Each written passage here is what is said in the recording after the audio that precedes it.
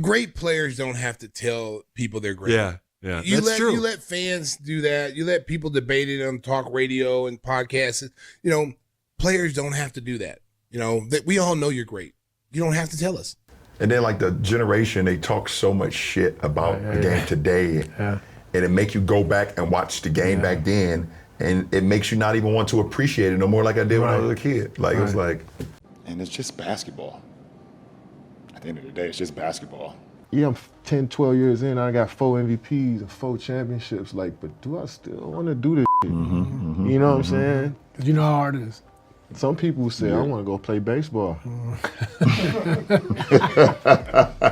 Right? Yeah. And then I want to come back. Or some people say, I'm going to go 22 straight. Magic Johnson drew a line in the sand, and LeBron James and Kevin Durant ended up on the wrong side of it. His fury about load management came out swinging at modern stars who sit out games while collecting massive paychecks, igniting a firestorm that caught everyone's attention. The timing made it explosive because LeBron and Durant had just finished mocking Michael Jordan's legacy on their podcast, dismissing everything the older generation sacrificed to build the league. Magic isn't defending his era anymore, he's declared war on the new mentality. At Michael Jordan's 60th birthday party back in February 2023, Magic pulled Jordan aside and the two legends spent 30 straight minutes talking about load management. Players say they need a rest. I don't know. You hate it. I hate it. I dislike it. It's about your team, where you stand. Yeah. You're losing games when you sit out. Yes. And so I dislike it. I hope they get rid of it. What came next made it personal, connecting load management directly to respect for the fans who made the NBA what it is today. It's about your ego, your passion, your love for the game. It's about those fans who, like you said, paid their hard-earned money to watch you play this game of basketball. Magic's pointing out what nobody in today's NBA wants to admit, and that's the uncomfortable truth that legends who built this league played every single night without the medical technology modern players have at their disposal. Training staffs, recovery centers, sports science departments, none of that existed back then. They made a fraction of what today's players earn and still showed up every night without complaint. Running into Michael Jordan in Europe brought the conversation full circle, and Magic shared what Jordan told him on Byron Scott's Fast Break podcast in March 2025. I don't know why these guys, because if you look at his record, he almost played every game like 5 or 6 times throughout his career. He didn't miss one game. Yeah. Then Magic dropped a revelation that perfectly captured the old guard's mentality. We wanted to play in every game. Yeah. Pat Riley or our trainer, Gary Vitti, had to make sure that they said, no. B, don't put on your uniform. Don't come sitting on that bench because you want to play because you want to play for your guys and with your guys.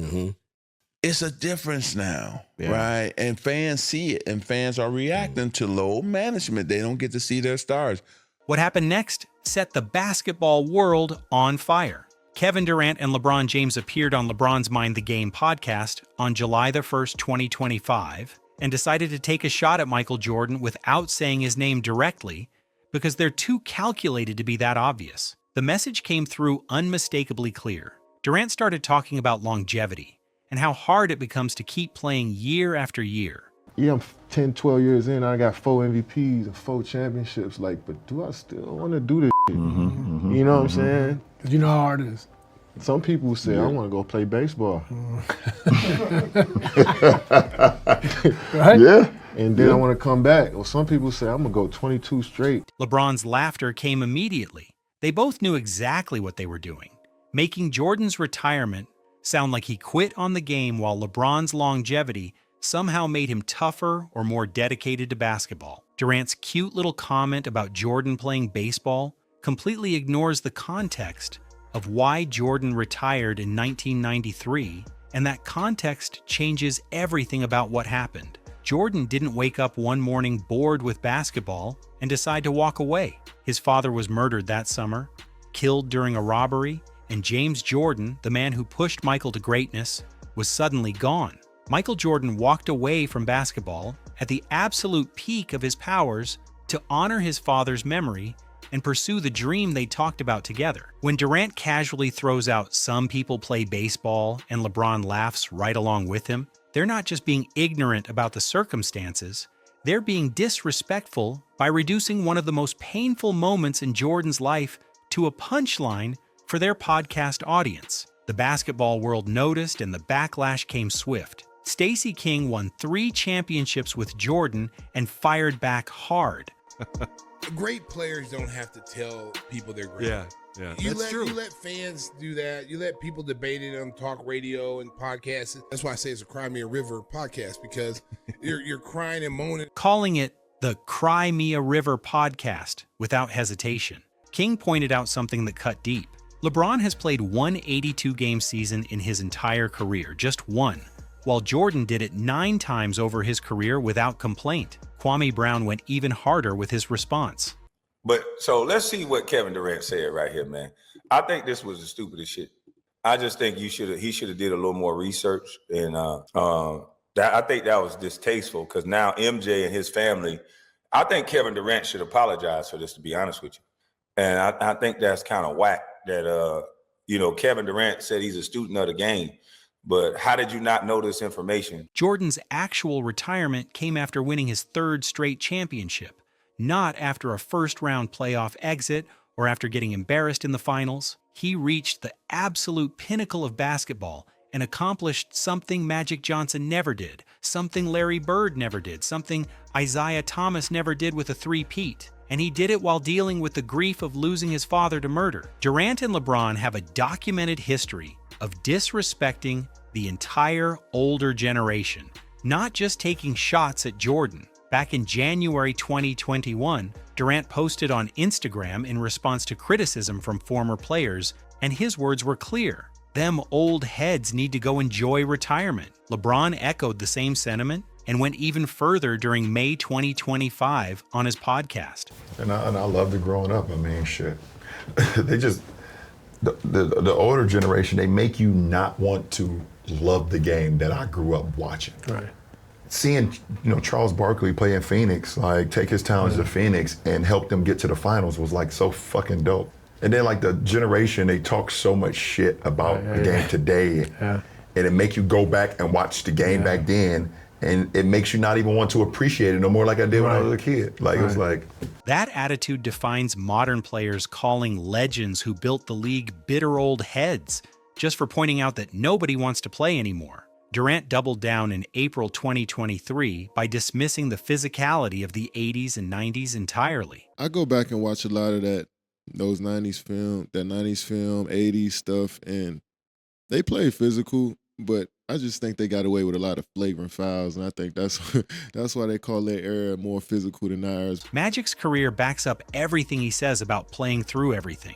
He played 906 regular season games across 13 seasons before his career got cut short at age 32 by his HIV diagnosis, not by load management or choosing to sit out for rest. Outside of his 1980-81 season when he tore his knee cartilage and played only 37 games, Magic proved incredibly durable. The 1986-87 season when Magic won MVP stands as his career high with 80 games played, and he averaged 74 games per healthy season throughout his time with the Lakers, playing 36.7 minutes per game during the regular season and another 39.7 minutes per game in the playoffs meant Magic logged serious time on the court without complaint. Compare that load to the modern era, and the difference becomes stark. LeBron James has played one 82-game season in his entire career, one single season, while Kawhi Leonard has missed 298 regular season games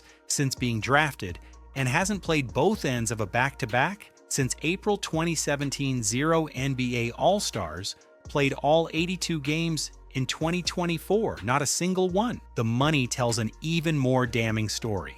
Magic Johnson earned approximately $40 million over his entire NBA career, with his peak annual salary around $3 million. LeBron James has earned over $505 million in NBA salary alone.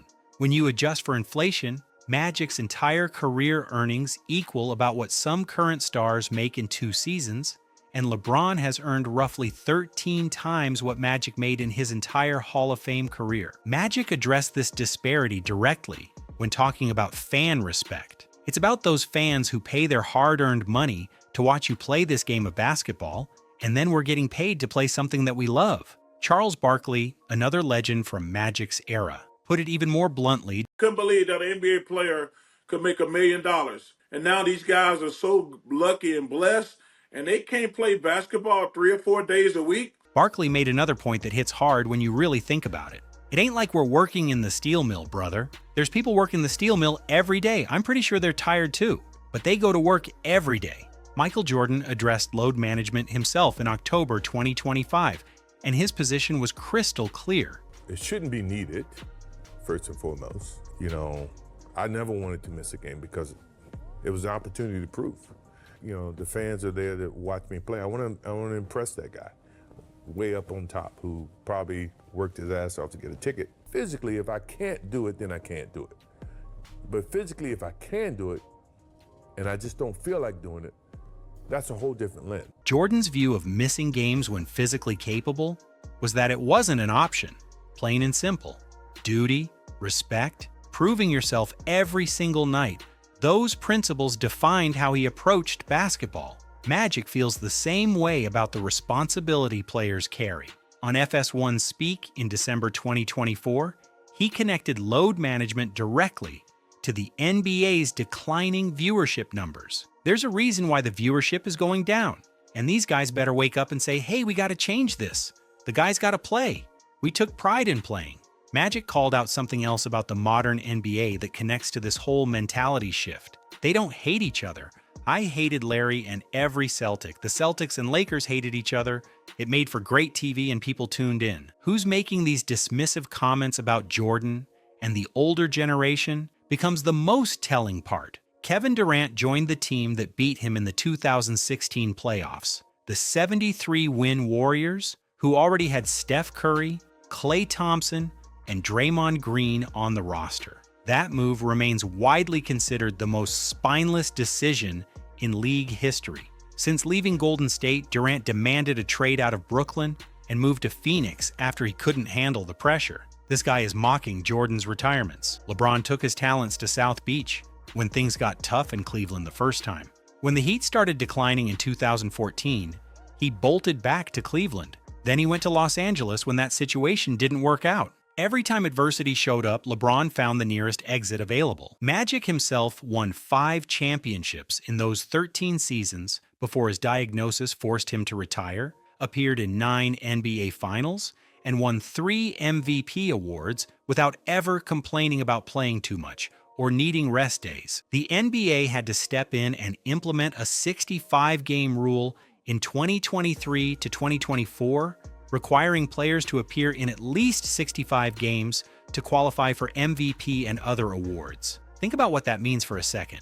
The league created a rule forcing guys to play because load management spiraled so far out of control that star players were sitting out a third of the season. Magic Johnson exposed LeBron James and Kevin Durant by calling out load management and defending the legacy they're trying to diminish. Magic, Jordan, Bird, Isaiah, they didn't make excuses or sit out games or mock the generation that came before them. They honored the game, respected the fans who paid to watch them, and showed up every single night to compete at the highest level. If you think Magic's right about load management, hit that like button. If you think modern players need to start respecting the legends who built this league into what it is today, drop a comment below and let me know your thoughts. And if you want more breakdowns exposing what's really happening in basketball, make sure you subscribe because this generational war is far from over.